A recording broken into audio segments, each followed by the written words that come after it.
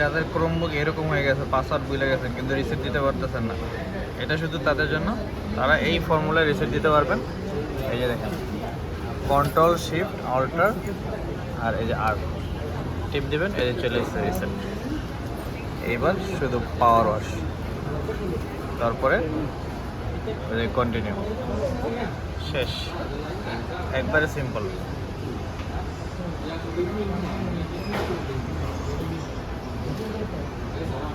Just 1 মিনিটের মতো সময় নেবে, তারপর ক্রোমবুক রিসেট হয়ে যাবে।